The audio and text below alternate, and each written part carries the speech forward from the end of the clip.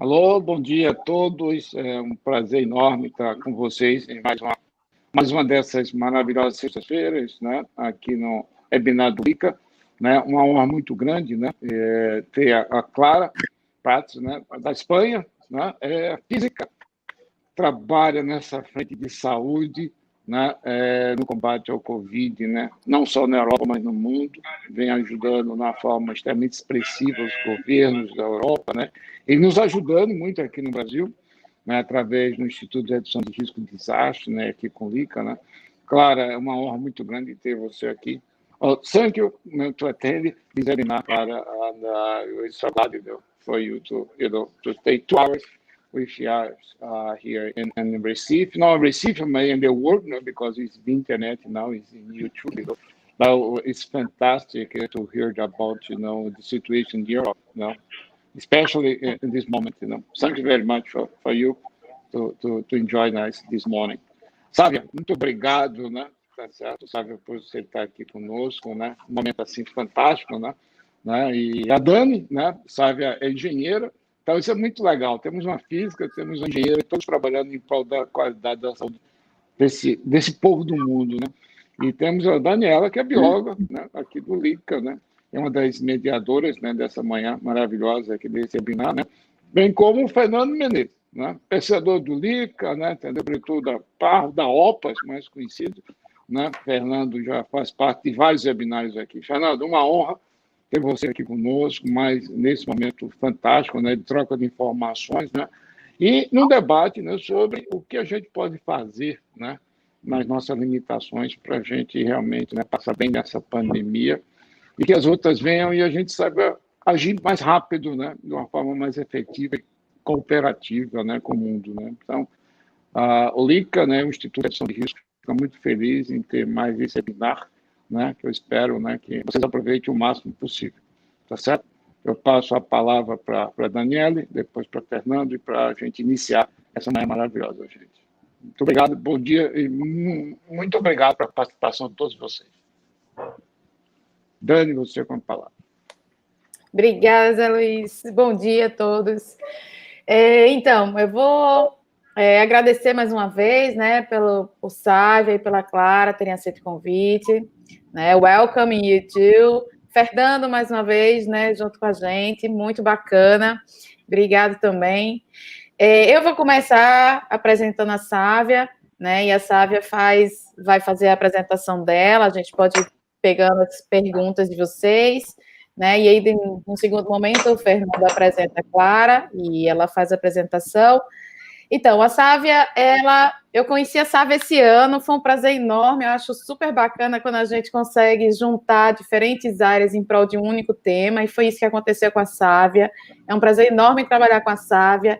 Ela é engenheira civil, né, tem doutorado em engenharia civil, fez pós-doc em Cornell, né, foi professora visitante em Toronto, participa de vários projetos e de vários comitês, inclusive o comitê, né, de emergencial do Covid da Universidade Federal de Pernambuco, né, então, nesse momento aí pandêmico que a gente está vivendo, a Sávia está contribuindo com conhecimento e também com pesquisa, né, foi assim que a gente se aproximou, e eu que nunca pensei em trabalhar nessa linha, né, ou seja, usar a biologia molecular nesse conceito, eu ficava perguntando, como assim uma reunião com o pessoal da Engenharia Civil com um projeto de Covid, é o que isso?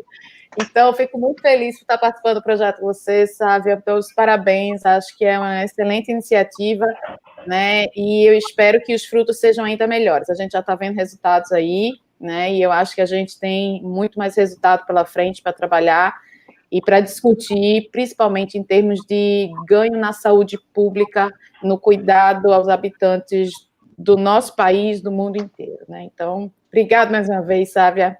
Fique à vontade para fazer suas considerações, sua apresentação.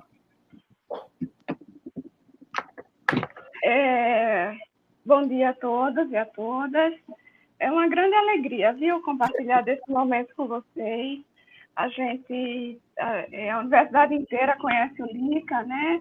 O Zé Luiz, o Jones, né? São figuras bastante conhecidas. E a gente se aproximou, né, como a Dani falou, nesse momento, né, da dificuldade, né, quando a gente se junta e cresce junto, e a diversidade faz a gente certamente ir mais longe, né?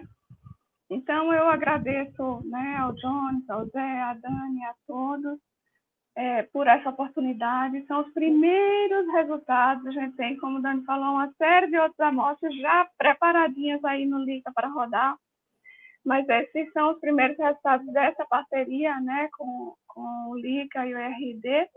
E agradeço também a Clara e ao Fernando, né, por compartilhar desse momento aqui com a gente. Eu vejo que minha apresentação já está aí na tela e eu vou, então, só colocar um cronômetro aqui para começar. Então, a gente vai falar... Oi. À vontade. A gente vai falar um pouquinho, né, dessa vigilância epidemiológica da COVID baseada nos esgotos domésticos. Então, a gente sabe, né, a epidemiologia baseada nos esgotos é uma coisa bastante antiga, na verdade, né? A gente tem o tradicional caso aí de cólera em Londres, né, onde John Snow ele identificou 2 poços, né, de água, onde a água consumida pela população estava sendo contaminada com fezes, né? Então, a partir do momento que ele conseguiu identificar esses 2 poços e isolar, o espalhamento da cólera foi contido, né? Então, é uma ferramenta bastante antiga, na verdade, né? Uma vez que uma grande variedade de micro-organismos patogênicos são eliminados pelas fezes e urina de pessoas infectadas. A gente sempre fez exame de fezes e de urina para checar a nossa qualidade, a qualidade da nossa saúde, né? E vários países já utilizam o monitoramento dos esgotos para acompanhar a circulação de drogas ilícitas, seus metabólitos, micropoluentes, né, disruptores endócrinos e etc. Então, é importante que a gente entenda que não é uma ferramenta nova, mas a aplicação, né, para essa virose aqui é uma coisa nova, né? Tem um caso também tradicional de pólio nos Estados Unidos, na década de 40, em que foi através, né, da detecção nos esgotos em que Nova York conseguiu identificar aonde estava a contaminação, né, o centro, e controlar, né, o espalhamento da poliomielite. Salmonella aí, 2007, detectadas nos esgotos semanas antes e também depois de um surto. Norovírus e o vírus da hepatite A, né, esse segundo artigo aqui, mostra um pico, né, 2 a 3 semanas antes do pico na comunidade. Poliovírus também utilizado, né, para estimar o alcance do surto e rastrear o efeito da vacina. E mais recentemente, né, na França, enterovírus com o objetivo de correlacionar os tipos encontrados nos esgotos com os detectados nos enfermos. Isso é um trabalho que também está sendo feito aqui em Pernambuco, né, pelo professor Valdir Balbino, detectando, comparando, né, o genoma viral detectado nas nossas amostras de esgoto e também nos pacientes aqui do estado de Pernambuco. Essa virose, né, por que ela é tão difícil, né? Vocês do LIKA são a sumidade aí nesse assunto, né? Então, ele não tem um padrão, né? Nenhum dos modelos utilizados para epidemias anteriores conseguem se ajustar ao espalhamento dessa contaminação, e ela é diferente, né, nos países, né? Ela não tem um padrão semelhante em todos os países. Está no Jornal do Comércio de hoje, né? A primeira matéria é que a gente está voltando para um novo normal, e que a gente está no padrão de contaminação que a gente estava em março, quando, né, a gente disparou na escalada de aumento de casos de Covid. Eu não sei se eu vejo isso como uma boa notícia ou como uma má notícia, entendeu? Mas, enfim, é onde a gente está aí nesse cenário. O primeiro artigo, né, em relação à Covid nas fezes foi publicado em março desse ano. onde foi detectada, né, a presença do RNA viral nas fezes. As fezes humanas, elas podem carregar o vírus por até 5 semanas, mesmo quando o paciente infectado não apresenta mais sintomas, ou seja, o vírus desocupou, né, a região respiratória do paciente, mas mesmo assim ele ainda continua excretando o vírus por até 5 semanas. Uma ferramenta, né, uma coisa importante que ressalta essa ferramenta da vigilância a partir dos esgotos é que os portadores da COVID assintomáticos, eles são responsáveis por entre 15% e 80% das transmissões da doença. Então, esse pessoal não vai fazer teste, né, porque eles são assintomáticos.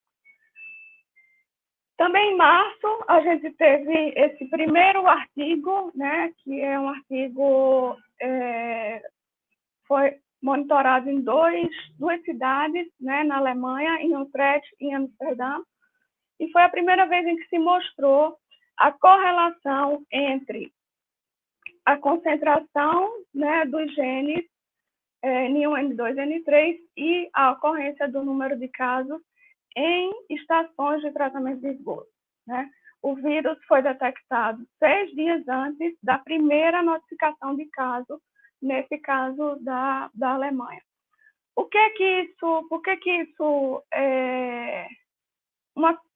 o mundo inteiro, né, vários países do mundo estão fazendo esse monitoramento nos esgotos, mas principalmente em ETS. Aqui, né, em Recife, a gente está fazendo esse monitoramento e a gente é privilegiado, né, que apenas 40% da população tem rede de coleta de esgoto, o restante não tem, então a gente tem também esse privilégio de monitorar o vírus onde o esgoto corre também a céu aberto. Infelizmente, né? Outro caso aí em Valência, na Espanha. Aqui um caso dos Estados Unidos, a Universidade do Arizona, ela abriu, né? Isso aqui é de agosto desse ano, finalzinho de agosto, quando a universidade reabriu para as aulas presenciais. E quando isso aconteceu, né, o pesquisador Gerba, da Universidade do Arizona, ele estava monitorando, né, os esgotos do campus da universidade e identificou a presença do vírus nos esgotos dos dormes. Então, com isso, foi possível rapidamente conter o espalhamento da doença, né? E ali eles testaram todos os estudantes daquele dorme e 2 estudantes realmente completamente assintomáticos, eles estavam portando o vírus. Então, por que essa ferramenta é importante, né? Porque a testagem massiva da população, ela ainda é bastante cara, né? Ela está limitada, em geral, aos sintomáticos e ela é focada no indivíduo.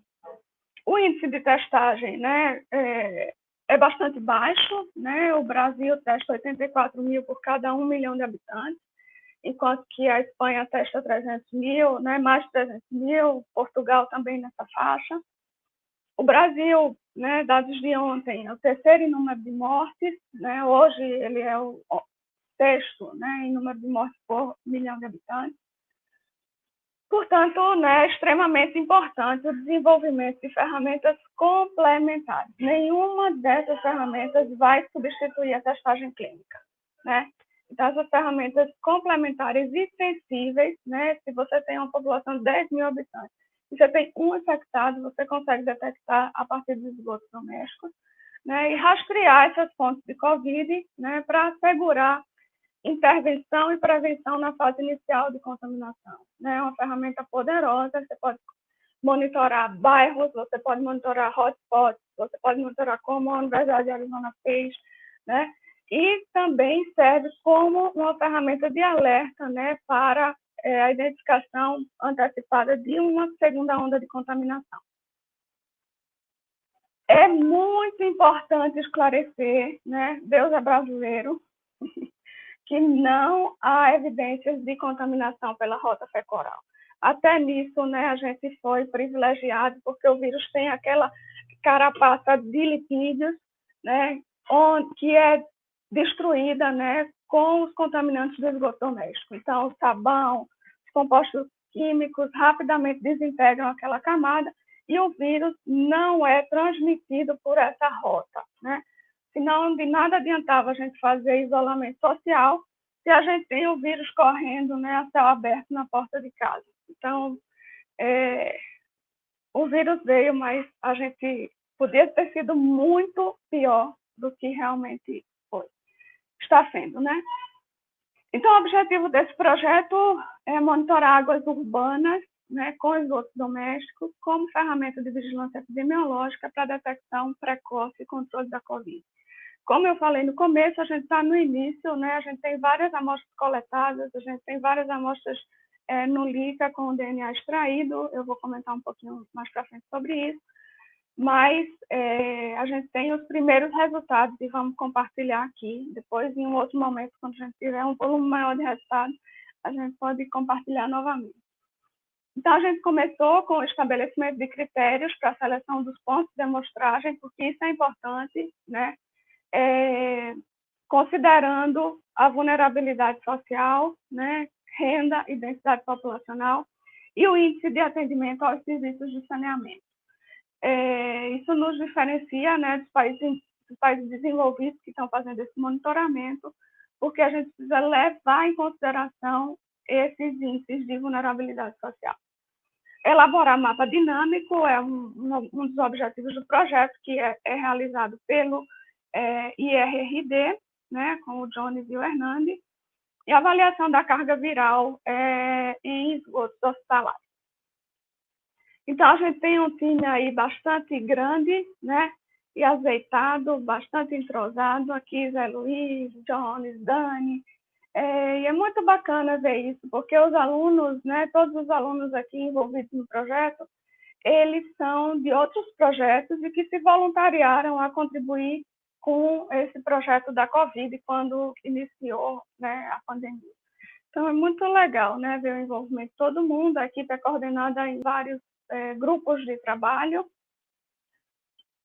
E entrando um pouquinho em material e métodos, né, essa parte de determinação dos indicadores socioeconômicos e sanitários com base no IBGE, nos dados do IBGE, foi feito pela equipe do professor Igor, né? Conjuntamente, a gente definiu os pontos de coleta de esgoto, determinamos parâmetros físico-químicos, né, em esgotos e fazemos a extração do RNA viral. Foi monitorado também um hospital, né, que é exclusivo para a Covid. Então, aquele hospital era para nós, né, lá no início, o controle positivo, porque se ele só tinha paciente infectado com Covid, era ali que a gente deveria ter a maior concentração e a maior facilidade de correlacionar população com concentração para fazer essa curva de calibração. A gente monitora 3 estações de tratamento de esgotos aqui na cidade de Recife, e a gente monitora, né, o que a gente chama de águas urbanas. Eu vou explicar por que é isso, em áreas de interesse social. Então, o índice de vulnerabilidade ele é calculado, né, com a metodologia estabelecida pelo Programa das Nações Unidas para o Desenvolvimento. A gente dividiu, né, a gente utilizou, na verdade, as regiões políticas administrativas, né, de Recife, considerando esses fatores aí, densidade demográfica, renda per capita, índice de coleta de esgotos, quantidade de casos confirmados, óbitos e outros. Em relação à densidade demográfica, né, a gente tem aqui os bairros onde a gente está coletando. Então, a gente tem bairros com densidade demográfica menor, né, e tem bairros com, né, aqui já no topo, como Brasília Teimosa, de densidade demográfica, ou seja, o que, né, vinha lá nos mapas do IRRD, determinando os aglomerados urbanos, né? Então, eu lembro demais que o IRRD plotava os aglomerados urbanos e sobre eles os casos, né, de Covid, e a gente via que parecia um joguinho de quebra-cabeça mesmo, que os casos iam se espalhando exatamente sobre os aglomerados, onde os aglomerados urbanos estavam plotados. Em relação ao atendimento de esgoto, né, então a gente tem bairros de baixo nível de atendimento de esgoto, até Boa Viagem, que tem aqui 80% de atendimento de cobertura de esgoto. Ressalta-se que Boa Viagem é um bairro bastante diverso, né? Quem conhece Recife sabe disso. Considerando aqui para a gente ilustrar, né, isso, a RPA 6, a gente tem o Jordão, o bairro de Jordão, com menos de 10% de coleta de esgoto, passando aqui pelo Ibura, indo até Boa Viagem, com uma cobertura de 80% de esgoto. Então, esses são os bairros em que a gente coleta esgoto para fazer análise. Em relação à renda, a maioria dos bairros, né, coletados tem renda inferior a um salário mínimo. Então, vejam, a gente já está começando a associar, né, densidade demográfica, renda, né, e a gente percebe que essa análise feita pelo professor Igor há uma correlação entre a relação óbitos-casos e o percentual de cobertura de esgoto, renda e densidade, né? Então, de fato, a relação casos-óbitos é maior na população mais pobre, né, que tem enfim, são vários fatores que estão correlacionados, né? Mas que têm menor atendimento a serviços de saúde de qualidade. Então, aqui a gente tem os cálculos dos índices de vulnerabilidade para casos confirmados, óbitos, casos, e indicado aí nas setas amarelas os pontos onde a gente fez coleta. Então, aqui a gente mostra a rota de coleta nossa para os canais, tá? Então, esse era o circuito de coleta de amostras dos canais. Aqui a gente tem as 3 estações de tratamento de esgoto, né? A ET Mangueira, que coleta os esgotos de uma população de baixa renda, a ET Cabanga e a ET Peixinhos, né? Que coletam de uma renda um pouco mais alta, especialmente a ET Cabanga. E o Hospital Provisório Recife 1, que foi onde a gente fez as coletas de um hospital que recebia exclusivamente pacientes de Covid. Aqui as amostras dos canais, as fotografias, né, dos canais. Então, a gente chama águas urbanas, porque a maioria deles tem canais impermeabilizados realmente, né, de córregos, mas também tem sistemas de drenagem, né? Essa terceira foto aqui, da esquerda para a direita, é um sistema de drenagem que funciona como uma rede de esgoto a céu aberto, né? Vocês veem esse canal aqui, o segundo da esquerda para a direita, né? Que ele é um canal de drenagem de água pluvial, mas ele recebe bastante contribuição de esgoto, né? Então, é basicamente uma rede de esgoto, né, que não é fechada, né? Aqui as amostras dos outros canais, né? Aqui claramente mais um canal de drenagem de água pluvial, né? E que recebe contribuição de esgoto, por isso que a gente chama de águas urbanas, né? Nós coletamos até agora 380 amostras, 37% delas do hospital, 34% de ETs, 18% de canais e 11%, né, que a gente separou aqui nessa pizza, de sistema de drenagem. Analisamos esses parâmetros que têm correlação, né, os parâmetros que a gente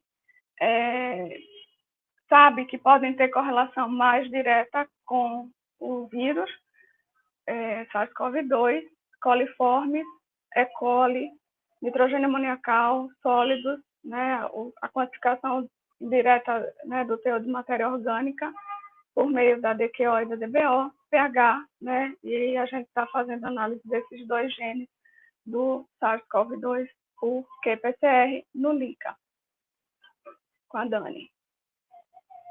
Dessas amostras, a gente processou, né, para coliformes e E. coli, você tem que processar com 24 horas, então acho que a gente tem que processar para coliformes e E. coli estão processados.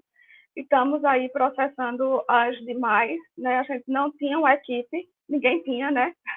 Então, de repente, vamos trabalhar com isso, 380 amostras, e a gente não tinha equipe, né, destinada a isso. Então, a gente está contando com o trabalho voluntário dos alunos e dos professores para fazer as análises. Então, o LAS, que é um tensoativo, né, presente nos detergentes, tudo que faz espuma tem LAS. Então, esse é um parâmetro importante de correlação, né, em função daquela carapaça protetora que o vírus tem.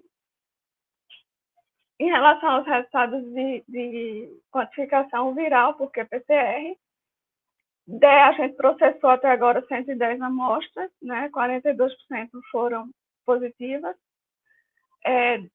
Dessas amostras positivas, a maior parte foi dos canais, né, uma parcela de hospitais e uma parcela das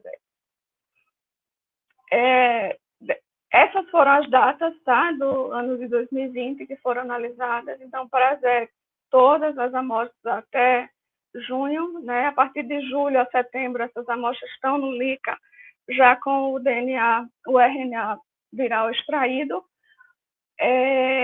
A gente resolveu, né, Dani, numa de nossas reuniões, fazer uma correlação, porque tem um estudo que reporta que os pacientes, né, que tiveram Zika, onde tem surto de dengue, há maior imunidade em relação à Covid. Então, a gente vai, Dani está ajustando a metodologia para que a gente quantifique na mesma amostra o vírus do SARS-CoV-2 e também o vírus da dengue. Então, nas ETs, né, todas as amostras foram positivas, nos afluentes das ETs. Nos canais, a gente tem aqui algumas amostras, né, especialmente aqui em julho, que deram negativo, né, isso provavelmente está associado à diluição por ocorrência de precipitação, né, que choveu, né, no mês de julho. Então, provavelmente isso está relacionado com essa diluição, né, exceto o canal do Pina aqui, que ainda lá no finalzinho de julho estava positiva. Para os hospitais, esse é o resultado que nos surpreendeu, né, e depois a gente teve que interpretar eles, né. A gente esperava ter primeiro uma carga viral bastante superior das outras amostras. Você vê que a carga viral do hospital está aqui e ela é semelhante, né, essas três cargas virais, concentrações virais, elas são semelhantes. Então, essa foi a primeira surpresa nossa. E depois, né, a gente entendeu, né, com base nas conversas, né, e em outro projeto que a gente participa do INCT Sustentáveis, que eles também tinham o mesmo problema, né. Então, boa parte dos pacientes hospitalizados, especialmente os mais graves, eles não usam banheiro, né. Então, eles usam fralda, então suas fezes não chegam à rede de esgoto, né. E também é um ambiente com muito mais asepsia, né, com muito mais cuidado do que as nossas residências, né. Então, por essa razão, essa concentração viral, a gente entende que foi mais baixa no hospital por essa razão. Então, como conclusão, né, todos os pontos analisados, eles apresentaram carga viral nas entradas das estações de tratamento de esgoto, nos canais e nos hospitais. Como já era esperado, né, a renda e a densidade populacional são fatores determinantes para potencializar doenças. E a gente vai calcular a carga viral per capita nos esgotos, né, estimar a população infectada a partir dos esgotos e trabalhar aí, né, nessa possível previsão de uma segunda onda que já chegou na Europa. E então a gente tem que, a Europa está na frente, né? Começou primeiro, recebeu a segunda onda primeiro, e isso aí é uma lição que a gente precisa aprender. Esse projeto tem coordenação minha da professora Lourdinha, com participação de professores do Laboratório de Saneamento Ambiental, é uma parceria com o LIKA e RD, né? E o Laboratório de Métodos Computacionais do professor Igor. Ele também está inserido dentro do Instituto Nacional de Ciência e Tecnologia Ética Sustentável, né, coordenado pelo professor Carlos Chenicharo e Juliana Calabria Araújo. Com parcerias externas, a gente tem parcerias importantes, né? A Compesa é parceira desse projeto, a BRK faz as coletas de ETS para a gente, é uma parceira bastante importante também, a CPRH, né, as secretarias de infraestrutura e de planejamento do Estado de Pernambuco, e em rede nacional, né, a gente tem aí as instituições nacionais que colaboram e estão trabalhando dentro da temática no Instituto Nacional de Sustentáveis. A gente conseguiu recurso, financiamento, até agora o projeto foi financiado pela Pró-Reitoria de Pós-Graduação, né, e de Pesquisa e Inovação da UFPE. A UFPE foi bastante proativa, captou recursos diretamente no Ministério da Educação e fez uma chamada na universidade para os pesquisadores trabalharem nessa temática muito rapidamente, né? E daqui para frente a gente tem financiamento da Agência Nacional de Águas e Saneamento Básico do governo federal.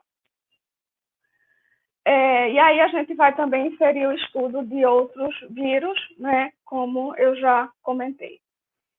A gente publica os boletins técnicos, né, com os achados dessa pesquisa, né, temos 2 boletins técnicos e tem 2 boletins no forno, que devem estar saindo agora. Então, eu deixo aí meus agradecimentos, né, a todos os parceiros, e aqui o nosso site do laboratório e o site do INCT Sustentável. Então, é isso, gente. Eu agradeço mais uma vez e estou à disposição depois para a gente discutir um pouquinho, né, e responder as perguntas. Obrigada, Dani. Obrigada, Sávia. Então, eu reafirmo, né, que foi muito bacana essa parceria, né? Então, nunca imaginei trabalhar com engenharia civil, entrar na parte de saneamento, né? Acho muito importante a parte da biologia molecular contribuir diretamente com esses achados, com benefício para a população. Eu acho realmente fantástico. A gente vai deixar as perguntas para o final, mas eu queria fazer só uma perguntinha para você antes, né? Curiosidade do negócio, né? O quanto você acha que os assintomáticos contribuíram para esse N? Porque 42% eu acho um N bem alto. Um N bem alto em relação ao que a gente está encontrando, né, de positividade nos locais. O quanto você acha que os assintomáticos contribuíram com isso? Porque a gente esperava, eu pelo menos esperava quando me foi apresentado o projeto, que a gente tivesse assim, na parte de hospitais, né, a gente teria uma concentração muito maior e nos outros locais talvez nem tanto, né? Mas e aí, o que você acha? Então, tem alguns estudos, né, já que mostram que a contribuição dos assintomáticos, né, chega a 80%, né? Então, assim, a gente não sabe dizer, né, qual foi a contribuição dos sintomáticos e assintomáticos ainda, né? Porque a gente vai calcular a população. Quando a gente tiver os próximos resultados e a gente conseguir correlacionar a população infectada com a carga viral medida, né? A gente tem na literatura a concentração do vírus por gramas de fezes. E a gente vai poder fazer essa relação, Dani, a gente vai saber a população, né, estimada a partir dos esgotos e vai comparar com os dados oficiais de casos confirmados e casos suspeitos. E aí a gente vai ter esse número que você está perguntando, sabe? Qual é a contribuição dos sintomáticos e dos assintomáticos? Acho que é um pouco nesse sentido. Great. Muito bom, muito bom. Então, eu não sei se a Clara entendeu. Clara, welcome. Clara. I don't know if you can understand. I will welcome Fernando to make the presentation about Clara Prats. In English or in Spanish, okay. It's up to you guys. Thank you very much. Ok, bueno, bien, yo voy a empezar con un poco de mi español para no perderlo. Entonces, bienvenida, Clara. Clara es una profesora, una doctora del Departamento de Física de una importante universidad politécnica de Barcelona, ¿no? Entonces, es realmente muy importante y también es miembro del Comité de la Defensa y de la Respuesta a la Pandemia no apenas en España, pero que también trabajando con Europa. Entonces, es muy importante, Clara, y dándote las bienvenidas, y decir que, en mi opinión, la pandemia ela está apenas a demonstrar nuestra incapacidad en trabajar con algunos temas. Yo digo siempre para mi equipo que si fuera un test, la humanidad falló terriblemente, ¿no? Si es un test para entender cuál es nuestra capacidad de lidar con amenazas a nuestra propia existencia, creo que no estamos yendo muy bien. Pero que soy optimista también, ¿no? Y espero siempre que podamos aprender con las lecciones que tenemos visto. Por ejemplo, y ahí te voy a pasar la palabra inmediatamente, la Europa está a entrar en una nueva onda. No voy más a decir si es primera, segunda, tercera, porque el proceso se parece muy continuo, ¿no? No es una cosa, bueno, en caso de Europa se ve claramente que hubo una curva muy ascendente y después una baja y ahora está a subir. Entonces, sí podría hablar de curvas, pero que hay otros países, desafortunadamente, países de América, donde esto es mucho más es como si fuera una cosa que se va en ondas para arriba. Bueno, entonces me gustaría mucho escucharla y más una vez es un honor para nosotros de la universidad tener tu presencia, Clara. Por favor, tienes la palabra y después puedo cambiar para inglés si tú quieres también. Tú puedes hacer la presentación en la lengua que tú estés más confortable. El honor es para mí, Fernando. Es un placer estar hoy aquí. Tenemos cierta conexión con LIKA a través del doctor Albuquerque, al que agradezco que me invitara a participar. Me parecen unos seminarios fantásticos y encantada de estar ahí. Y felicidades por tu español, porque es infinitamente mejor que mi portugués. Clara, antes que empiece, tenemos una interlingua hoy en Brasil, la frontera, que es el portuñol, o que sea. El portuñol, pero que es en la frontera. Yo tengo un portuñol de la playa, yo vengo del nordeste de Brasil, entonces es un portuñol mucho más refinado, si quieres. Bueno, la broma ya está. No, muy bien. Me han comentado sobre el idioma que mejor en inglés porque habría más gente que lo entendiera. Las slides están en español, o sea que espero que vosotros tenéis portuñol, nosotros tenemos Spanglish, que es el idioma que voy a utilizar ahora. Pero cualquier cosa me interrumpís. Voy a poner la presentación. A ver. Share screen.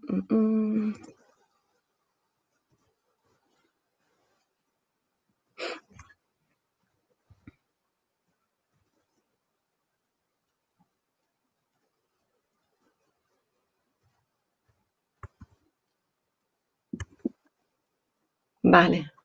¿Lo veis correctamente? No. ¿No lo veis? No lo veo. Ahora. Ok. Yeah. Estaba viajando por encima del océano. Okay. So, again, thank you very much. Thank you for the people in LIKA and in the Universidad Federal de Pernambuco for inviting me today to be here. Thanks to Dr. Albuquerque, who is behind this seminar. I will talk a little bit about the situation in Europe, in Spain, and also in Catalonia, in a kind of three spatial dimensional, three spatial scale approach. As you mentioned, I work at the Universitat Politècnica de Catalunya in Barcelona, but I also spend part of my time in a biomedical research institute, which is CMCIB, okay, that, where we also have some collaborators.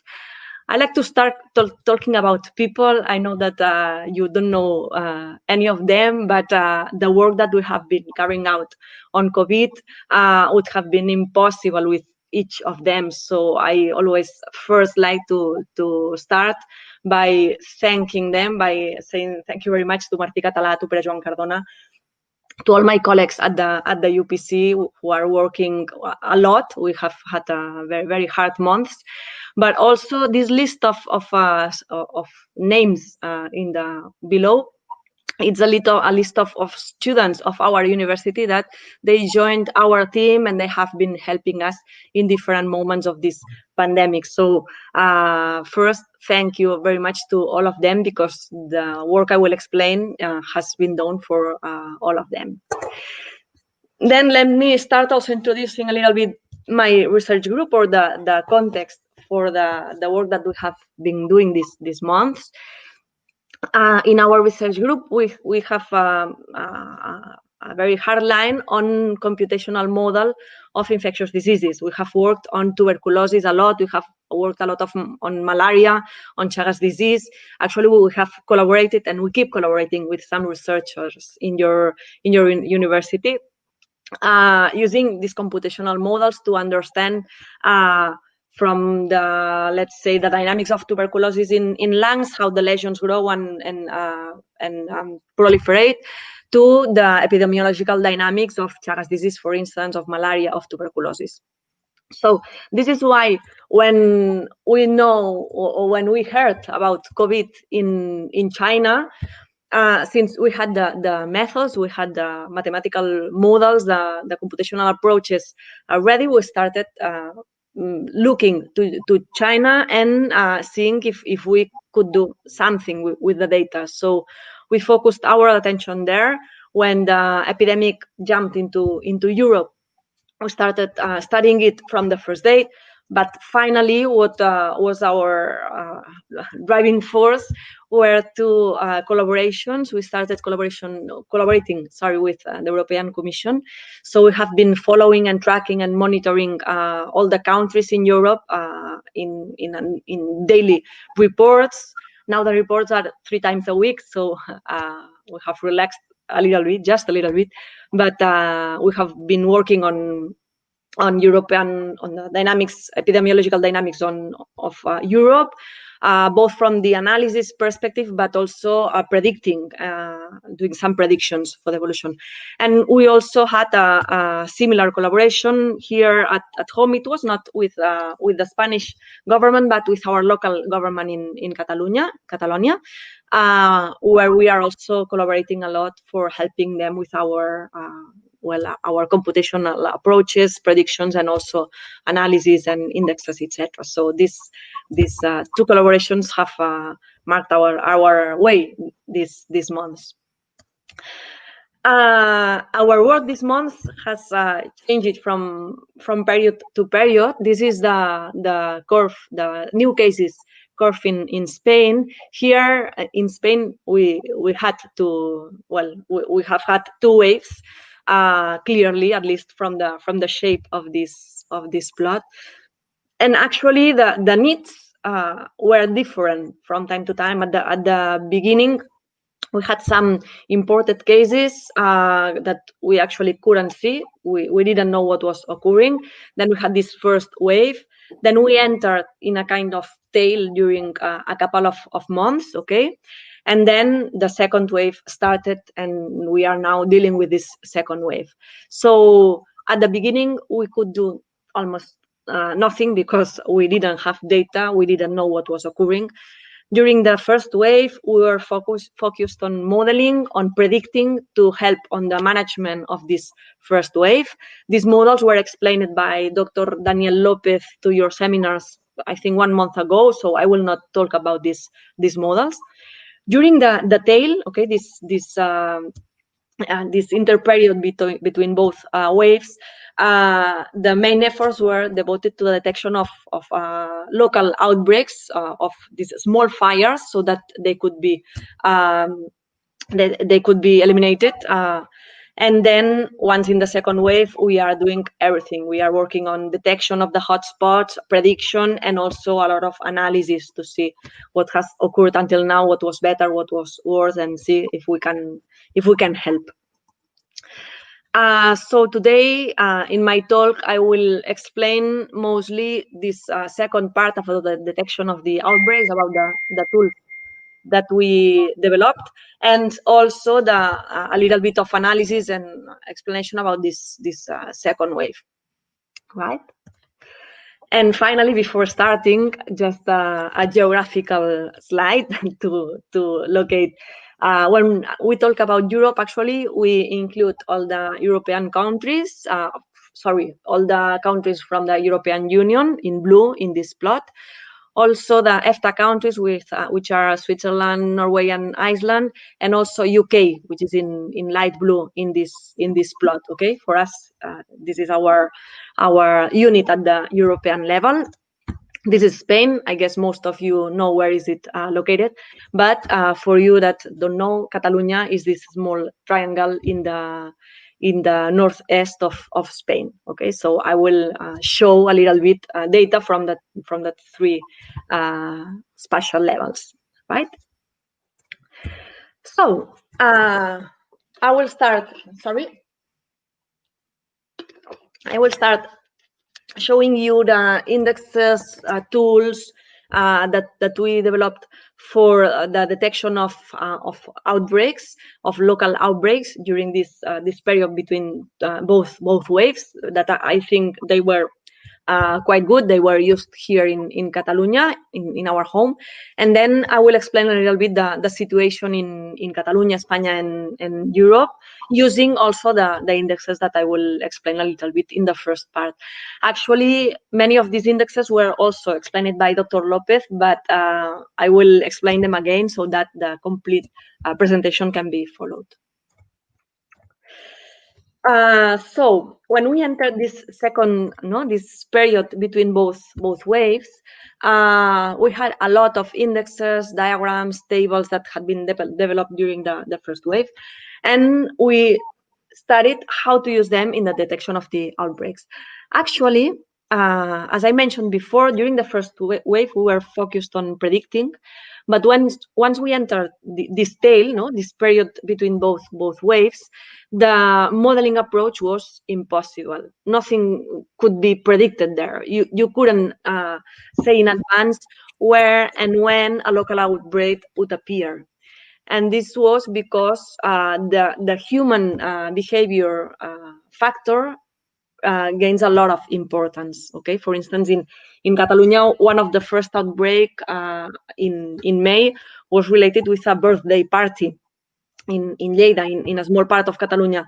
So models cannot tell you, okay, in 1 month you will have a birthday party and this will be the onset of a local outbreak. So we couldn't use the models there. What we could do is to develop a system or a dashboard that allowed us to detect, to work for an early detection of this local outbreak, so that measure could be applied. I'm listening beep, beep, beep. I don't know if is there any problem. No. It's maybe okay. At this point here, you have the data of Catalonia. Blue dots are daily new cases. Here you see the first wave, and then when we enter the tail, now the situation is worse. But this was the situation at the beginning of June, and as you see, this red arrow points the point where the first wave was almost concluded, and we entered this tail with an almost constant level of new cases daily.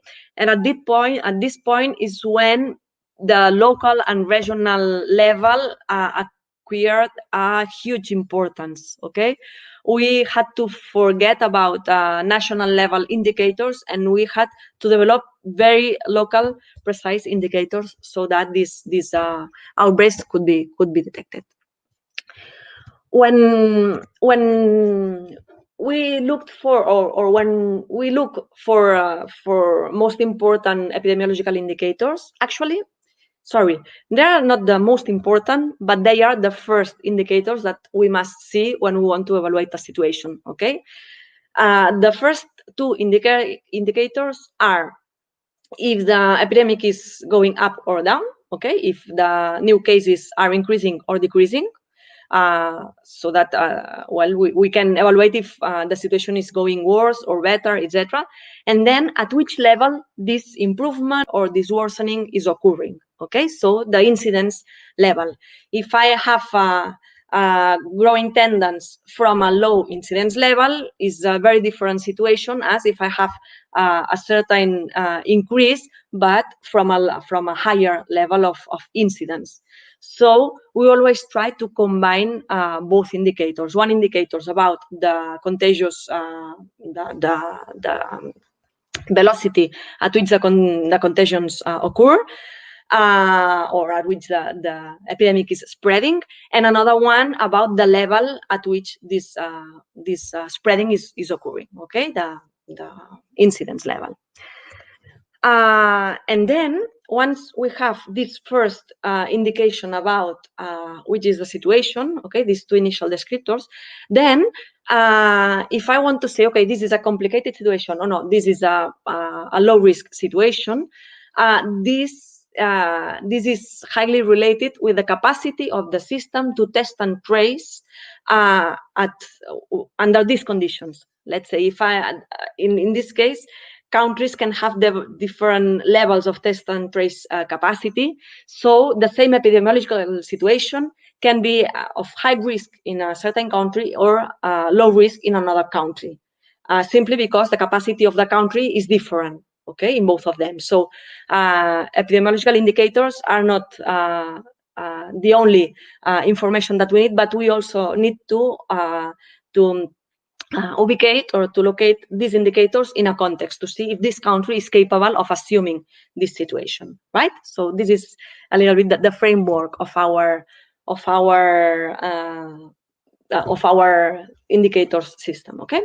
So from now on, I will use only 3 indicators. Okay, well, actually, I will introduce one later on, but mainly we have worked with 3 different indexes. The first one is the reproduction number, which is an index that measures how many new cases do I have because of a single case, okay? If reproduction number is 2, it means that one new infectious people will infect 2 extra persons, okay? If this reproduction number is below 1, it means that I will infect less than 1 person, okay? Or from 2 of us will infect only 1 person. If this reproduction number is above 1, the new cases are increasing. If the reproduction number is below 1, the new cases are decreasing, okay? So we tend to uncontrol or to control. We redefined the reproductive number with an empirical formulation that works very, very well. This is why we call it número reproductivo empírico, empirical reproductive number, and we use the Greek symbol rho. This is not a P but a rho, the Greek letter, which stands for the R, is the equivalent to the reproduction number that is widely used, okay? Then, regarding the incidence level, we focus on the active cases per 100,000 inhabitants, which is the 14-day cumulative incidence. That means the number of new cases the last 14 days per 100,000 inhabitants, okay? This is an indication of the contagious pool that we have, because it has been demonstrated that a person can be contagious for 10 to 14 days after the onset of symptoms. So if we assume the population that was infected last 14 days, we have an indication of the number of active cases. It's not an estimation, but an indication, okay? So we also use this A14. as indicator. And then we define it, and this was created by our group, we define it an index that we call effective potential growth, EPG, which is the product of both of them, okay, of RO and A14. I will focus on this index in the next slide, but this is just to show you that this index is the one that has been used in Catalonia for the tracking, monitoring of the epidemic, and also for deciding the thresholds at which some control measures had to be applied.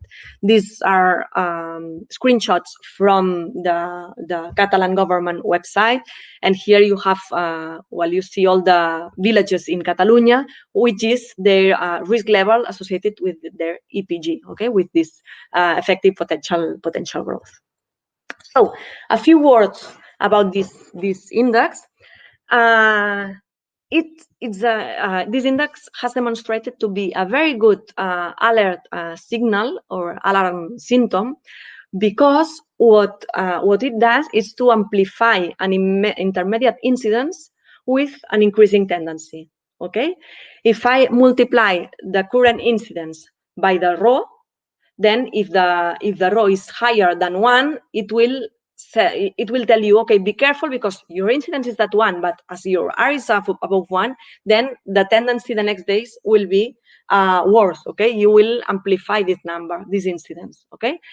Otherwise, if I have the same intermediate incidence, but the RO, the reproduction number, is below 1, I will, with the product, I will reduce this number. So, okay, I'm in an intermediate incidence, but since I have a decreasing tendency, it reduces the risk for the following days. So it's a kind of index that is focused on alerting you on what is going to occur the next days, okay? Actually, you could imagine that if A14 is the pool of infectious people and you have a number that says each of them how many people will infect, when you do the product, to some extent, you are like evaluating the amount of new cases that your system will have to deal with the next 14 days. Okay, so it's not a prediction, but it's a good projection. When we calculate this index for big populations above 500,000 inhabitants, we can use this index with quantitative meaning. Okay, and together with the Catalan government, we established different levels of risk, and this was established on April, according to the values of this index. The idea is that when this EPG is lower than 70, if it's lower than 30, it means that the situation is very, very good. You have just a few cases. If it's below 70, the point is that with Catalan Catalan capabilities of test and trace, we are capable of controlling each of the cases individually and screening the contacts. Okay, so the epidemic can be controlled only with the test and trace strategy, right? Once this index gets closer and closer to 100, it says be careful because you still can control the epidemic case by case with this test and trace strategy, but you cannot lose any of the cases. Okay, you must put all your efforts on this test and trace, because if some contagious chains are lost, you could enter a different risk level, which is the high level. Okay. Indexes above 100 and above 200 are considered situations of high risk in Catalonia, because test and trace will not be enough for the control of the epidemic. And then you will have to add new control measures regarding the mass gathering or lockdown or closure of schools or mobility limitations, etc. Okay, mass screenings. Okay, there are different strategies that have been used here in Catalonia, but this is the traffic lights system that we have been using for this epidemic. Okay, and this is what I was mentioning, that the classification of an EPG into a high risk, lower high risk level depends on the capabilities of the system to do that test and trace. Right. This is to illustrate what I was mentioning. For instance, here, the arrows point to two countries that this table is, I think it's from 1 month ago. I'm not sure. It was from 1 month ago, but there was one day where Spain and Netherlands had exactly the same EPG, the same index, okay? If we move to the first column, to the left, in the first column, you see the 14-day cumulative incidence, and you see that at this point, Spain had almost 320 cases per 100,000 inhabitants, while the incidence in Netherlands was quite lower, okay, was 245, which is under the 300 threshold. So, okay, Netherlands theoretically was in a better situation than Spain. What occurs if now you move to the right of your screens? Here you see the row, the empiric reproduction number, and you see that while in Spain the reproduction number was below 1, it was 0.96. Okay, so it had a slight tendency to decrease, very, very slight, but a certain tendency to decrease. In Netherlands, they had a reproduction number which was 1.2. Okay, so with a lower incidence, but with this reproduction number, so with this increasing tendency, the risk situation of Netherlands was the same as the one in Spain. Okay, so the EPG works in this way. Then we also developed, and I guess many of you know these diagrams because they were also transferred to the Dr. Albuquerque research group, and they have been used here there in Brazil. These risk diagrams are built based on this EPG. Okay, the background color, the background scale is built according to the EPG value in each part of this diagram. Okay. Then in the y-axis, in the vertical coordinate, we have this reproduction number. The higher the upper, sorry, in the axis, the higher the spreading speed. Okay. When you go to the bottom of the plot, then it means that the spreading rate is very, very slow, or it is even decreasing. Okay. Then the x-axis presents the 14-day cumulative incidence. So the active cases, the people that is contagious per 100,000 inhabitants. So if we move to the left, we have low contagious people. If we move to the right, we have a lot of contagious people, right? Then this curve, this kind of curve, of snake, there are some colleagues that call this diagram the snake diagram because it's like a snake. Each point is 1 day, and here we see how Italy moved in this diagram during the first wave. Okay, we see that it started with a very high spreading velocity, so it moved to the right because the number of contagious people was increasing. But when control measures were applied, the spreading rate started decreasing. Okay, so the curve got closer and closer and closer to the 1 threshold. Remember that when the R is above 1, the epidemic is increasing. When the R is below 1, then you enter the control zone. Okay, the number of new cases is going down. So when the curve manages to cross this threshold, then it returns and it can come back to the green secure zone. Okay, so here this was 7 June. We see that Italy in 7 June was in a green situation, in a very low risk situation. Okay. And this is just to illustrate the importance of the scale here. We'll see that the first wave in Europe as a whole, as we see, Europe actually didn't enter the red zone. Okay, the first epidemic in Europe moved in the yellow and green zone, but this hides many different situations in the I mean, when you look it from the whole continent scale, you are missing all the information. The different regions compensate one to each other. Okay, and the mean is always smoother. If we see the same diagram for Spain, we see that in the case of Spain, it entered the red zone be careful that the x-axis are different, okay? The scales are changed, so you have to put your eyes on the color scale. Here is where we see that the Europe in the worst days in the first wave, we reached 80 cases per 100,000 inhabitants in 2 weeks, while in Spain, this 14 days incidence was above 200. And if I plot Catalonia, we see that it entered even deeper in the red, and we reached almost the 300 threshold in incidence. Okay, so this is a way to visualize the dynamics of each of the countries. Let me check the time. Okay. This was a very good tool to visualize the local outbreaks. Okay, here in this picture you have the risk diagram of Tarragona.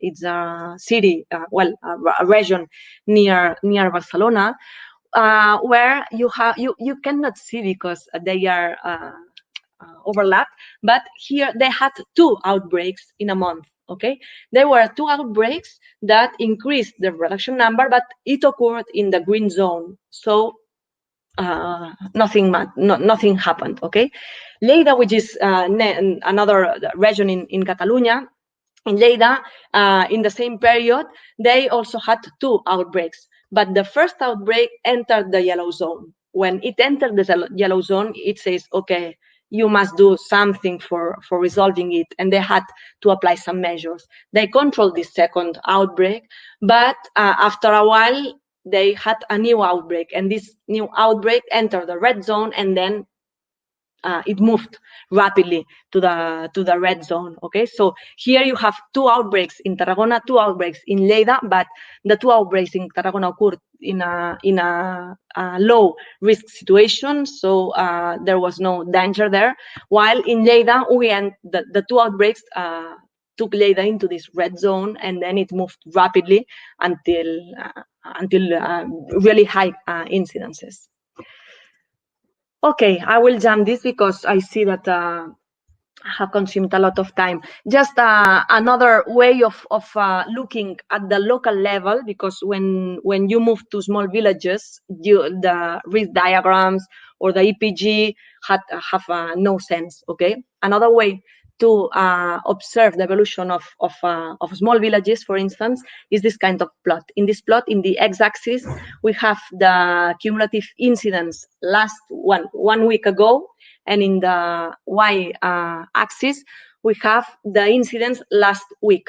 Okay, so we are comparing the weekly incidence of 2 consecutive weeks, and we just put the point in the plot. Okay, then if these points are above the line, it means that the situation has worsened.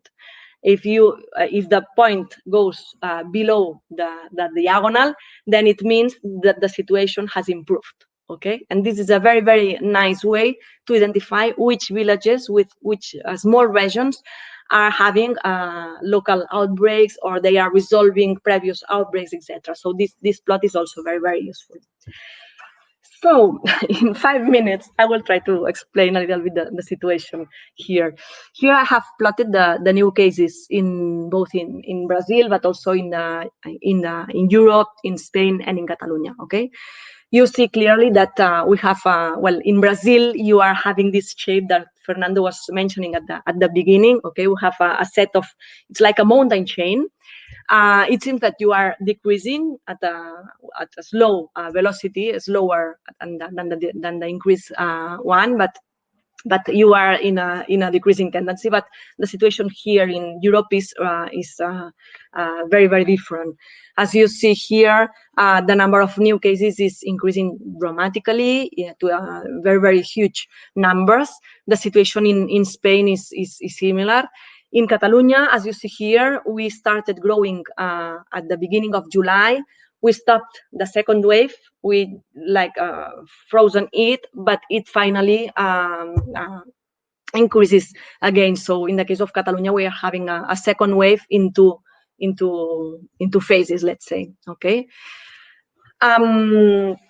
This is just to illustrate that even we are in a second wave, this one is very different from the first one, because in Europe, at least, we are diagnosing a lot now. In the first wave, sorry, were diagnosing about 10% of the cases. So here you have in yellow the cases that were diagnosed, and in orange the cases that are estimated by several sources, okay? And when you see this second wave compared with the real first wave, is very, very different. But we are having a second wave, okay? This is the situation also with this plot that I was explaining you, okay, comparing the weekly incidence into consecutive weeks. And as we see, most of European countries are in a worsening tendency, okay? Their incidence last week is higher than the previous week, so they are located above the curve, okay? Only Sweden, Belgium, and Malta are in a decreasing trend, okay? All other countries are worsening their situation.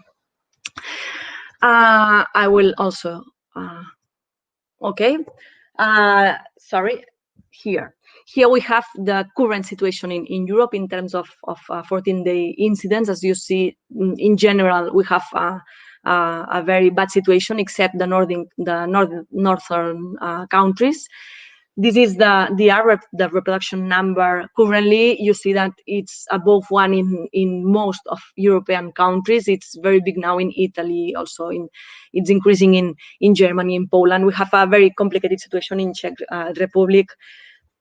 And this is the EPG, the risk index that we are using. And as we see, the whole Europe almost is above the threshold of 200. So the situation is complicated. I will step that one and that one because it's time. Only a few words about the second wave. It started in Spain. Here you see the incident observed cases, the daily new cases in Spain, France, and United Kingdom during July, August, and September. And as you see, the 3 countries started about 2 or 3 weeks later one to each other, but they follow similar trajectories, while during summer and even September, there was almost no growth in Germany and Italy, okay? These are the 5 biggest countries here, so we are interested on tracking the situation there. So Italy and Germany managed to control it during September, but they have exploded on October, so they are now growing a lot. Regarding a question that Fernando said at the beginning also, is there a second wave everywhere? And we see that no, okay? In the blue plots, we have several countries that had 1, 2, or even 3 waves, okay? Portugal, for instance, is in a kind of third wave, although the 3 waves have been smaller. Sweden had a very, very different first wave because of a different strategy. Belgium and Netherlands clearly had 2 waves, okay? But on the right, you see 3 countries that didn't have first wave, okay? But in the case of Czech Republic, they are having a very drastic second wave. So the behavior of countries is rather different in this case, okay? Here you see the same. In the case of Italy, we see that a first loop of the first wave and then the second wave that is ongoing, while in Czech Republic, we don't have the first loop, but because they really didn't have a first wave and they entered directly into the second wave. And just to finish, I'd like to mention again that the situation in Europe is very, very, very complicated. We are, in fact, in a mitigation phase. So in most countries, they are taking some control measures to reduce the social interaction. And in a more general terms, any predictive analysis or situation analysis requires of reliable data and without delays, and we have had many problems with that. in fact, we also have many different data from different countries, and we think that if we had a more homogeneous time series between countries, we could perform better global analysis, and we could provide better comparisons. So it would be beneficial for everybody because we could learn from other experiences. Then that we are in front of a multifactorial problem, and when we are dealing with epidemic management, we must coordinate between all the different estimates that are implicated in the control. So the data analysis is only a part of the factors that must be considered when you are managing the situation. Okay, there are socioeconomical factors, educational, social, emotional factors. Okay, you have a huge amount of different factors. Of course, the hospitals and primary care centers capacity, and so it's I mean, decisions are very, very difficult because they imply many different factors. Okay, and that in this emergence situations, science must be at service of the society, and we must adapt to the needs of every moment. Okay, we are in our research group, we are not working for publishing research papers, but to help on an emergency situation. Okay, so we have changed a lot our mind, and we are working with very, very different objectives in our day-to-day. Okay, so obrigado pela sua atenção. I don't know if the pronunciation is good enough, but thanks to everybody. Wow, excellent. Congratulations. Very clear and comprehensive. Thanks, Fernando. Let me. Yeah, definitely, because you touch some of very important issues here. I've got a lot of questions. I used to say that if the presentation is very clear and comprehensive. I've got some insights as well. When you finish saying that science has to serve the society, I totally agree with you. And I totally agree with you as well when you suggest that science actually describe and project. Most of people believe that you are able to prescribe all the time, to say, wow, you have to follow this line and everything will be fine. And some others people believe that every model that we present, every projection, actually is a prediction in the sense that will happen. Well, but people have to consider something that also you mentioned, the human factor, the behavior. It's more complex than we can believe. But anyway, you gave us an excellent description what is going on right now in Europe, and then can we have a hint of what can we also expect here in the region of the Americas. So thanks very much. I pass the word. Of course, let me finish saying that it's a pleasure to me to be part in a discussion, in a dialogue, where you clearly see the integration of, the people believe they are different areas, like engineering and health and mathematics. Well, but everything is together. We are part of the humanity and we are part of the science. So when we face complex problems, we have to think of the complexity of integrating everything. So again, thanks very much. And Danny and Sávia, I was also very impressed by your presentation. So let's hear what the people are saying, then we can come back and ask some questions. Thank you very much again. Oh, thank you. Thank you, Clara, for your wonderful presentation. I really love it. I can see that we have some questions in the chat, but I'd like to ask you something. It's interesting the way in each country how the government is following for taking care of the population and also about the lockdown. in the one comparison that I could do, it was about the picture of the graphic, okay? So the snake graphic, as you said, how like organized is this picture from Europe. So you have a kind of following that represents the government statements and also, of course, for how they taking care about the COVID pandemic.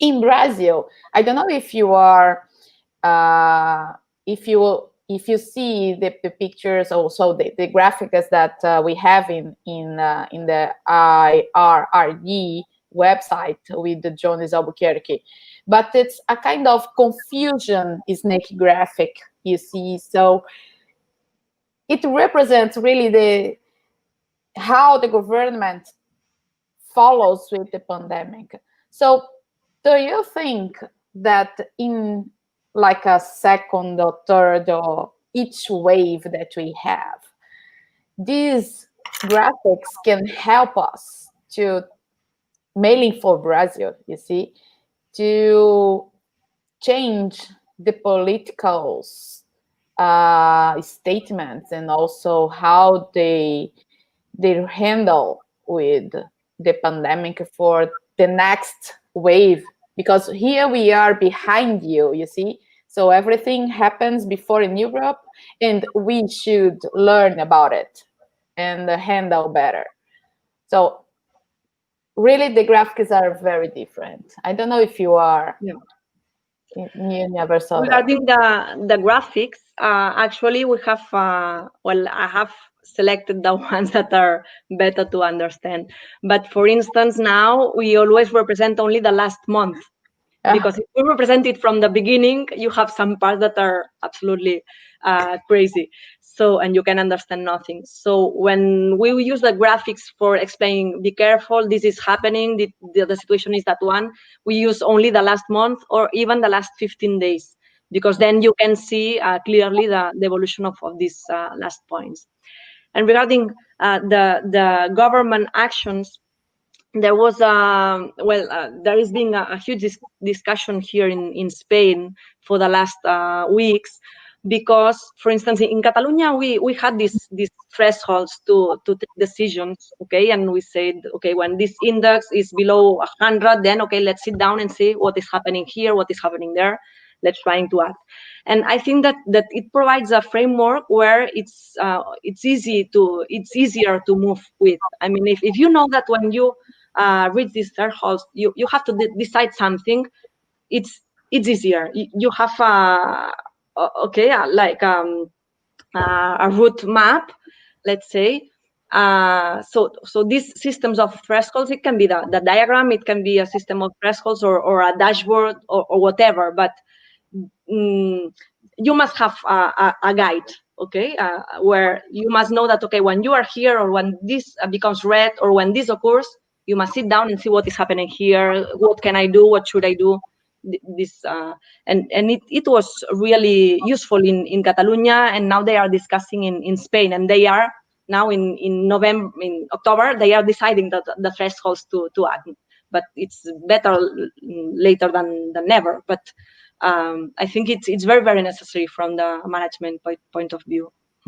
And do you think that it's different now from before, so that in Europe they could really learn about the first wave, and now in the second one, according to the graphic, you can see that they are doing better? I think so. I think we are not. I'm quite optimistic in general. So you can decide to change. Not some part of wishful thinking, or no, you think we're doing better? Yes, we are. We have learned, at least, for instance, we have learned that the sooner the better. If you act sooner, and if you take the action sooner, then it can be a more light measure. You don't need the lockdown if you act sooner. Okay, you have to apply measures, but they could be shorter in time or not so hard. For instance, in Catalonia, if you remember, you have seen this initial second wave in July, We stopped it, and then it increased again. But we stopped it because we acted in the beginning, and we applied a set of measures that finally could not avoid the second wave, but at least they stopped it for a couple of months. And it was because we learned from another part in Catalonia where the decision arrived late. The test and trace capacity has increased a lot. We are diagnosing much more. If you have seen this plot with the real new cases in the first wave and the second wave, you cannot compare both situations. So now we are seeing reality. We are seeing what is occurring, and in March we were seeing nothing. Okay, it exploded, and so I think we are doing things better, not perfect. We are having many wrong decisions, and the test and trace capacity is not as good as it should, and we still have to improve many things, but we are doing it better for sure. Okay. I think Sávia wants to make a question also. Okay, in the same line, sorry to interrupt you, Danny. In the same line, because you know, perhaps you can give us a hint on the triggers, because you know, everyone is talking that when you open the society again, in any case, you're going to see the number of cases going up. You know, it means that if you go back to some sort of normal life, or if you open these schools or whatever you do to relax a little bit, because people get tired. That's that's what's happening. Your tendency is to going back slowly or fast to the another wave. Yes. Can you see that? Because you know, to me, it was quite interesting. You presented two sets of slides, one in Catalan, that was good. No, I can recognize Catalan. I used to read a little bit because my brother lived for 10 years in Barcelona, so I have to visit him, and then I learned something. Perhaps mainly the bad things, but let's not talk about that. But the other thing is, you showed a group of countries that actually they start the problem in the summer, and the other group or two countries that they just having the problem starting now. You know, wow, now you're in fall time, we're going back to the cold time. And basically, it's more or less what is happening here in this United States, for instance, because it's getting cold. Some of the states are just getting to the peak again. So, is that a kind of climate variation or seasonal variation? Because if it's summer or winter, or it's about the fact that we relax. It's natural to relax. We have been dealing with this question for 2 months, and we still don't have the answer because there are many factors involved. I mean, one of the important factors is which was the epidemiological situation when you opened. Okay, there were countries that opened with a better situation than others. But for instance, Spain, Italy, Belgium, and another one. We were 4 countries that opened with the same, more or less the same epidemiological conditions, and the growth started sooner in Spain. Then they started growing as well. But this is not the only factor. Another one is related with the capacity.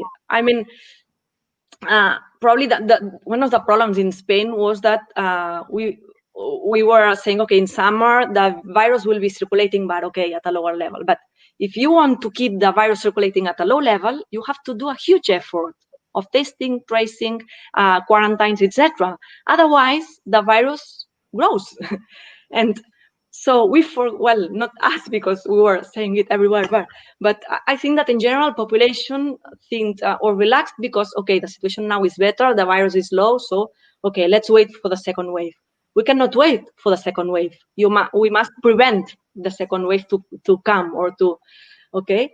And then, so about the capacities, then there are also some socioeconomical factors because first outbreaks in Catalonia were in several regions with a poor socioeconomical level, with among people that cannot do quarantines because if they don't work, they don't eat, they have children. So people didn't want to be tested because they didn't want to be positive, because if they were positive, it was a catastrophe for the family. Yes. So these local outbreaks were actually the ones that triggered the second wave in Catalonia. And the problem is that they occurred in a very complicated context. So we have many factors. And then about the climate factors, we have many concerns and doubts, and we are still investigating because we are not sure if they are determinant simply because of the temperature, of if the point is that your life, it's in the exterior if it's hot and in the interior if it's cold, and you keep the windows open, but when it's too cold then you close the window because it's cold. Then with the aerosols, etc., it increases again. So there are many factors. We are trying to evaluate the role of each of them, but it's not easy because we also think that it's also different in each of the countries. So we don't have the answer. So sorry. Yeah. No, that's fascinating. And you also have difference between the regions in Spain. Mm-hmm. Yes, because you know, Catalonia, I've been there in the summer, it's hot. It's really hot. So you can open your window. Yeah. Easily. Yeah. Can I ask Sávia one thing? Are you comfortable with English, or I changed to Portuguese? No, I'm comfortable with English. Okay, perfect. Again, another very clear presentation. Thanks very much for that. But I wonder, I just was seeing a lot of research opportunities in your study, a lot. You know, and one of them, I mean, of course, you must have now identified hot spots in the city. Mm-hmm. What you're going to do about that?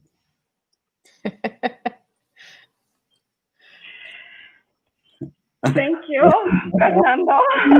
No, that's. I mean, it's not you, but you can propose. Yeah, that's what I was going to say. It's not me, but before answering the question, I would like to echo one of your phrases, that the nature has no border. There's no scientific border in nature, and we have to learn from that. Perfect. That's a big lesson. Yeah. Yes. Yeah. We identified some hotspots, and they are well related with poverty and well related with the urban aggregate. So what we have to do on our side is to turn our research in more open to the public, and we have to learn how to communicate better with the government and with the sectors that are decision makers. That's one thing that we have to do for sure. Perfect. Thank you. Thank you. Danny. If I can, I would like to ask a question to Clara. Yes. Yeah. Clara, apparently, in the second outbreak for Spain and Catalonia, the number of new cases is much higher than in the first outbreak. Do you know the reason? Yes, in this case, I have the answer. No, it's because on the first wave we diagnosed a few number of cases. Actually, the diagnosis rate started to be about 4 or 5% of the cases, and it was 10% at the end of the first outbreak. So actually, we have to multiply by a 10 factor the first one, and now we are diagnosing between 50 and 70% of the cases. So in the first wave, we saw the tip of the iceberg. Now we are seeing a huge part of the iceberg. Yes. Yes. But this is also difficult to communicate to populations, Sávia, because to the newspaper, not this week. We are having more daily cases than in the first wave. Come on, I have explained it to you many times. No, we are having more diagnosed cases, but it's because we were not diagnosing before, so the situation is not worse. Yes, that's why here in the States, Clara, there are some people suggesting that if you look at the hospitalized cases, you'll be a better indicator of the badness of the disease, if you want. But it's true that most of the countries, they increased the capacity of doing tests. They expanded also that capacity to people without symptoms. And more we are going to see that now they're talking about a new rapid test that is perhaps a little bit better than the last one, but it's only indicated with people with symptoms. They're not applied to people without symptoms. But anyway, you are absolutely right, and it is very difficult to the community to understand. Mm. And you have touched a very important point, because this week in Catalonia we are very, very worried because of hospitalizations and ICUs admissions, because they are increasing a lot. So this is a real alert symptom, because this is real, and this can be compared to the first one. But when I talked about the need for homogeneous data between countries, I think that a very, very important data set to be published by all the countries would be the hospitalizations and the ICUs admissions, because there you can have a comparable variable, more or less, between countries, between situations, between tendencies, and what then you can learn from one country to the other one. And really, it should be a very good indicator. Perfect. Yeah. I think that we have to add also for two important points. One, for the diagnostics, we had a very huge problem about supplying. So also the companies, the factories that should provide the kits for evaluating for SARS-CoV-2, we had really, really a bad period on that. And also for the medical teams and nursing teams, so the team to be prepared to receive and also to be called when they were needed. Everybody was a little bit afraid because of the security level of the virus. So now everybody is a little bit more prepared, and also we have some stocks of material for diagnostics. So we are learning. Really, we should learn more, but we are learning. One thing, Danny, that's quite interesting. Sávia also works for the government. Everyone works for the government. Everyone works for the state. Let's talk about state, not government, for the state. And I was recently in a discussion about ethics, politics, and pandemic. In the pandemic's time, yeah. And it was funny because I was telling them that if you know that increasing the number of testing, you're going also to increase the number of cases.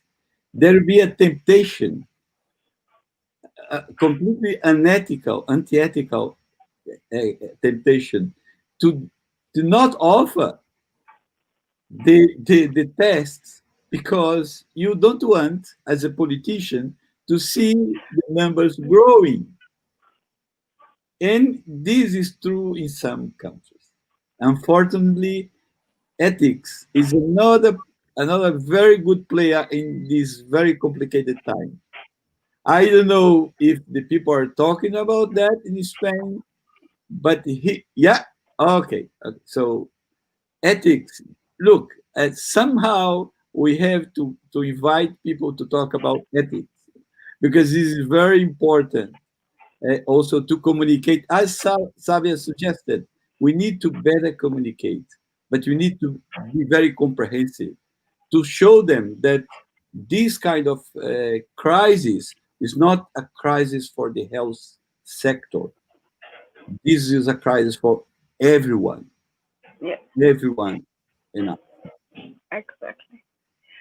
Fernando, this link with something that Professor Lourdinha, she just sent me a message here, and she's saying, is that possible, Clara, that's linked with what Fernando said, to normalize the data from the first and the second outbreak?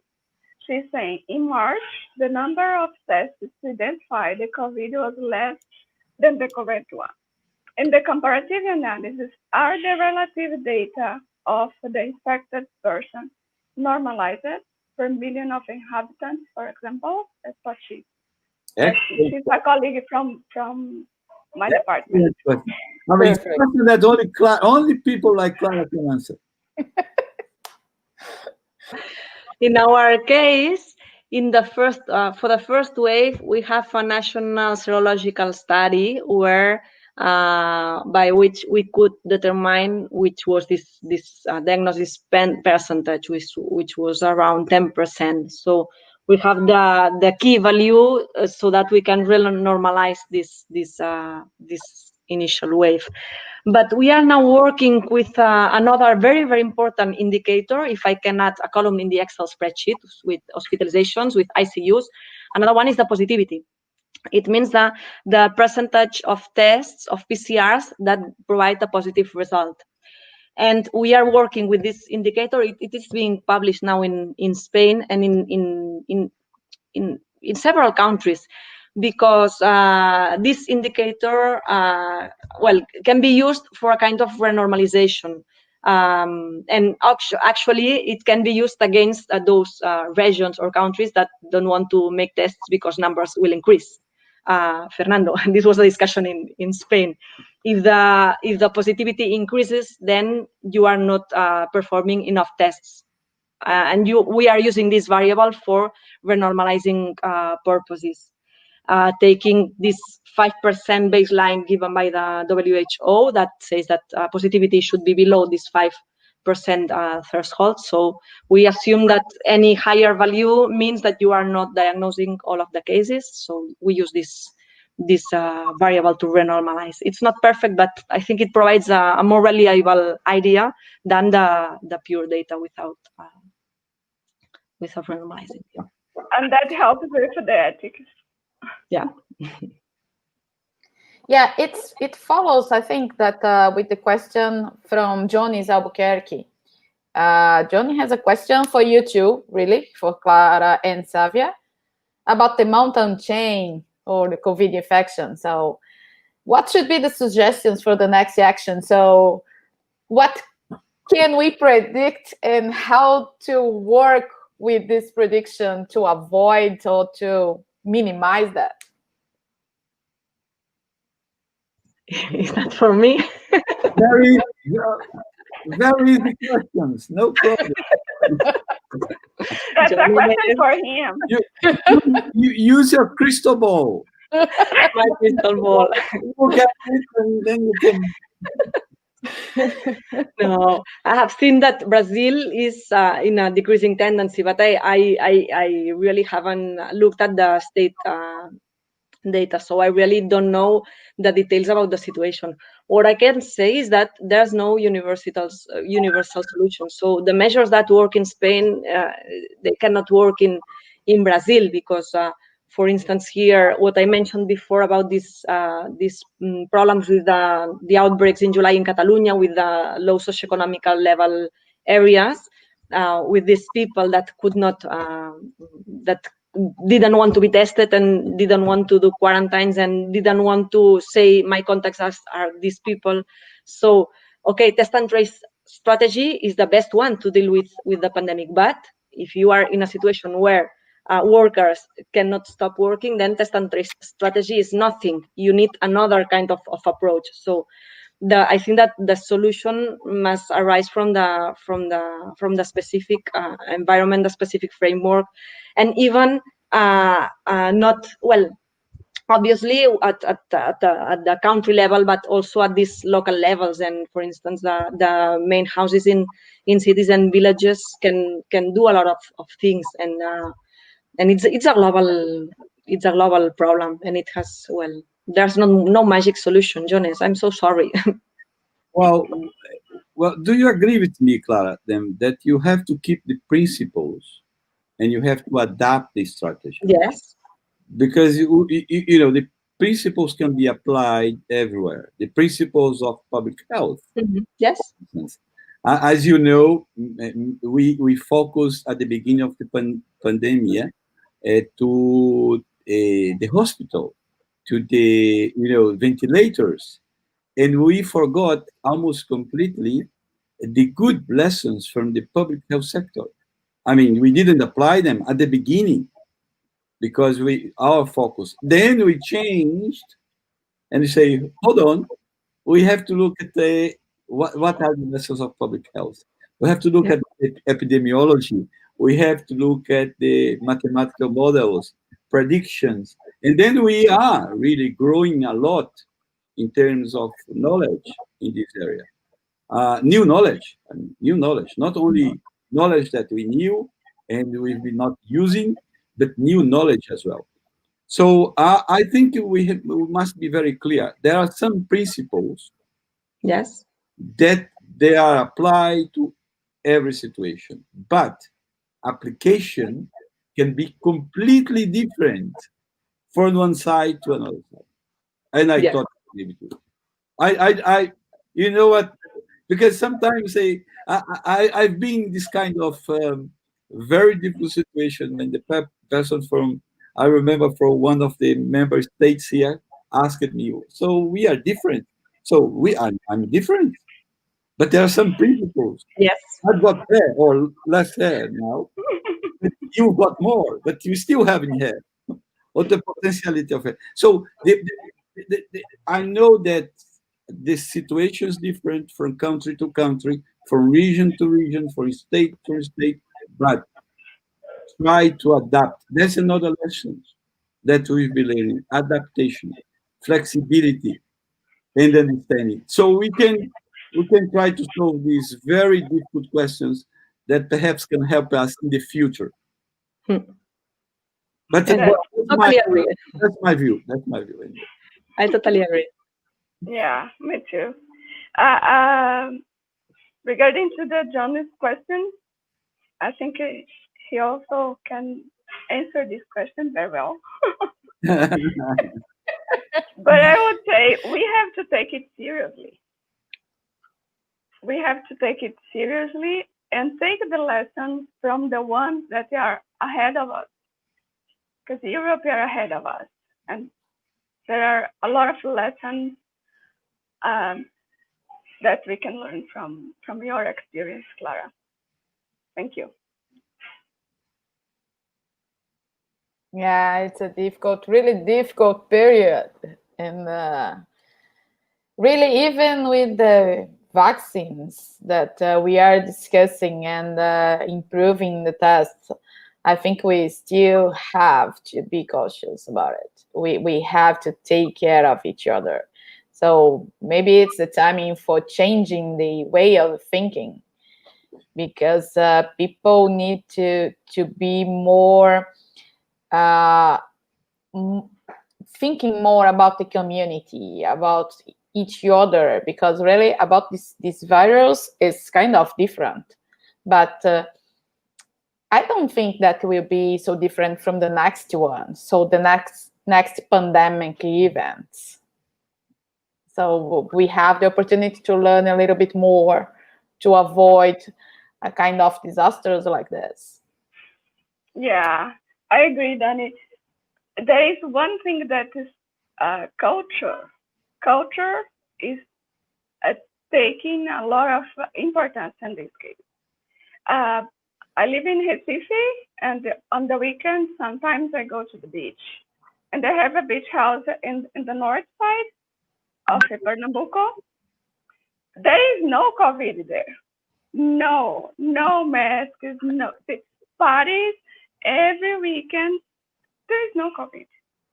So we have one culture side that it's really important, as Clara said. It started with a birthday party. It's something that we have to work on that. Yeah, take care of others. Yeah, and even for the teenagers and the youngers, talk with some colleagues from some collaborators from England. They said that the numbers are also increasing there, but they are attributing this to the behavior of the youngers, because they are going out for the pubs without the masks and thinking that they are immune. So they are younger, so they will be not affected by the virus. So I think it's not only about us here, but also in Europe, we can see these kind of behaviors. And maybe they thought that the pandemic was over already and could not return. I don't know. Clara can say a little bit more about that. Danny, one thing before, because that's related to Clara as well. I was reading your correspondence to The Lancet. Remember that? The one that you call for better data. Then you say that, oh, you're mute. You're mute. Okay. Sorry, I thought that you were talking to Danny. Yes. Okay. So one of the challenges that we have in the region, and I believe all countries have the same challenge, is the quality of data, and the timely use of data. Because I mean, if you give me the data, 3 days, 4 days, 1 month, a year after the event. So what's the point? No, you cannot go back and say, well, let's start again. But anyway, quality of the data, it's really important. I think people in the health systems are now realizing that they have to invest more. Science works like that. There are some jumps. We are talking about big data. We are talking about artificial intelligence. We're talking about analyzing data by artificial intelligence, but we still not having good data to be analyzed. And we cannot predict it as well. Yes. So I like your correspondence to the Lancet, because goes exactly the kind of challenge that we have here in the region. I think this is a challenge in whole Europe. Well, actually, probably in the whole world, because you can only deal with the epidemic if you have data to learn and to take decisions. So if data is not good, then you cannot decide. And also linking with your comment, Danny, we can talk about data, about total number of cases, and this is a very important indicator. We can take a lot of decisions, and actually the quality of new cases data has increased a lot, at least in Spain. But for instance, in Catalonia, we have focused on the age distribution of new cases. And this is very important, because we have seen that the age range that have a double incidence from the mean is the 20 to 30 years old. So this age range is the one that is the driving force for the epidemic. It's the 20 to 30, and also, 20 to 30 have double incidence than the general one, and from 30 to 50 years old have 1.3 the incidence of Catalonia. Then maybe it's not necessary to close schools. If you have this better knowledge about the system, which is given by data, then you can take better decisions. then in Catalonia have asked the universities to do the lessons at distance to reduce the interaction between people at this age, etc. But this is because we have this data disaggregated. And in addition, and linking also with what Sávia was saying before about communication, and it's being really difficult to communicate to this 20 to 29 age range, because they are asymptomatic, and I am sure they really don't think that they are spreading the disease. Okay, they are not aware of that. Okay, so we should responsibilize them, but first we must arrive to them and use I don't know if it's TikTok or Instagram, or I don't know, but I'm sure they are not listening to the radio program where I explain that 20 years old people are spreading the disease, So we must find these communication ways to reach this, to target these people, and in this sense, data are also important. Yeah. It's quite interesting. You showed me an advantage of being over 60. Yeah, actually, the incidence over. Well, it's lower now, but in the first wave it was very high. So now they are being better protected, and it's also nice to know this. Perfect. Bueno, qué cosa interesante. Muy, Clara. Yo tengo que retornar un poco a mi español, porque me encantó, de hecho, tu presentación y todos los comentarios. Creo que las preguntas también fueron muy interesantes. Dani, tú eres una excelente moderadora. No, sí, ¿verdad? Gracias. Y yo creo que es esto, ¿no? Es las cosas que estamos también, quizá, con las dificultades de nuestro tiempo, aprendiendo, ¿no? Estamos, quizá, comunicando mucho mejor, no sé. De alguna manera, ¿no? Entonces, Sávia también fue muy... y yo creo, Sávia, que tu trabajo, ¿sabe? No sé, es la prefectura, ¿qué va a hacer? Tenemos que hacer alguna cosa. Al final, tú no conoces, Clara, Recife, ¿no? El centro del universo, la verdad, para mí, ¿no? Yo soy muy humilde. Con toda humildad diría que es el mejor lugar del mundo. Pero que tenemos problemas. Y uno de nuestros problemas son en la parte urbana, lo completo desarreglo que fue nuestra construcción de una ciudad que podría ser mucho más saludable, y hoy está ahí reflejada en los números. Pero que, bueno, gracias. Tenía que retornar a tu idioma. No es catalán. La próxima vez quizá yo pueda hacer algunas cosas en catalán.